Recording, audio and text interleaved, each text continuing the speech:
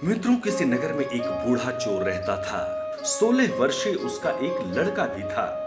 चोर जब ज्यादा बूढ़ा हो गया तो अपने बेटे को चोरी की विद्या सिखाने लगा। कुछ ही दिनों में वह लड़का चोरी विद्या में प्रवीण हो गया।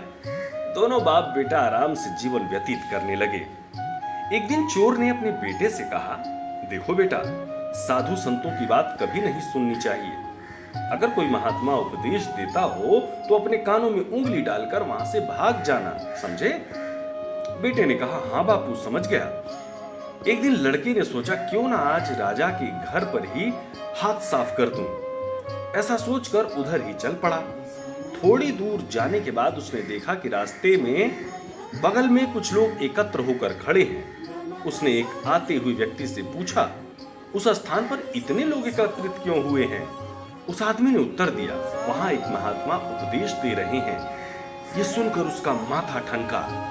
इसका उपदेश नहीं सुनूंगा, ऐसा सोचकर अपने कानों में उंगली डालकर वो वहां से भाग निकला।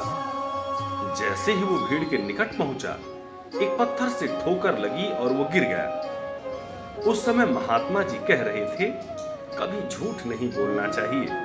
जिसका नमक खाएं उसका कभी बुरा नहीं सोचना चाहिए। ऐसा करने वाले को भगवान सदा सुखी बनाए रखते हैं। ये दोनों बातें उसके कान में पड़ी। वो झटपट उठा और कान बंद कर राजा के महल की ओर चल दिया।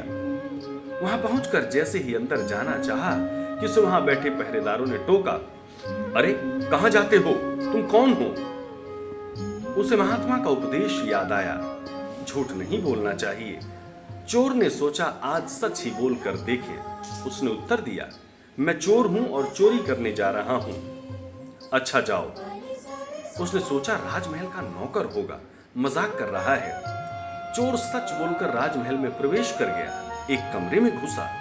वहां ढेर सारा पैसा तथा जेवर देख उसका मन खुशी से भर गया। एक थाली में सब धन भर लिया और दूसरे कमरे में घुसा। वहां रसोई घर था। अनेक प्रकार का भोजन वहां रखा था। वो खाना खाने लगा। खाना खाने के बाद वो थैला उठाकर चलने लगा कि तभी फिर महात्मा का उपदेश याद आया, जिसका नमक खाओ उसका बुरा मत सोचो। उसने अपने मन में कहा, खाना खाया उसमें नमक भी था, इसका बुरा नहीं सोचना चाहिए। इतना सोचकर थैला वहीं रख वो वापस चल पड़ा। पहरेदार ने फिर पूछा, क्या हुआ, चोरी नहीं की? देखिए, जिसका नमक खाया है उसका बुरा नहीं सोचना चाहिए। मैंने राजा का नमक खाया है, इसलिए चोरी का माल नहीं लाया, वहीं रसोई घर में छोड़ आया। इतना कहकर वो वहां से चल पड़ा। उधर रसोइये ने शोर मचाया, पकड़ो पकड़ो, चोर भागा जा रहा है। पहरेदार ने चोर को पकड़कर दरबार में उपस्थित किया। राजा के पूछने पर उसने बताया कि एक महात्मा के द्वारा दिए गए उपदेश के मुताबिक मैंने पहरेदार के पूछने पर अपने को चोर बताया, क्योंकि मैं चोरी करने आया था। आपका धन चुराया, लेकिन आपका खाना भी खाया जिसमें नमक मिला था, इसलिए आपके प्रति बुरा व्यवहार नहीं किया और धन छोड़कर भाग गया। उसके उत्तर पर राजा बेहद प्रसन्न हुए और उसे अपने दरबार में नौकरी दे दी। वो 2-4 दिन घर नहीं गया तो उसके बाप को चिंता हुई कि बेटा पकड़ लिया गया। लेकिन 4 दिन के बाद लड़का आया तो बाप अचंभित रह गया अपने बेटे को अच्छे वस्त्रों में देखकर। लड़का बोला, बापू, आप तो कहते थे कि किसी साधु संत की बात मत सुनो, लेकिन मैंने एक महात्मा के 2 शब्द सुने और उसी के मुताबिक काम किया, तो देखिए सच्चाई का फल। मित्रों, सच्चे संत की वाणी में अमृत बरसता है। आवश्यकता उसे तो बस अपने आचरण में उतारने की है। जय जय श्री राधेश्याम।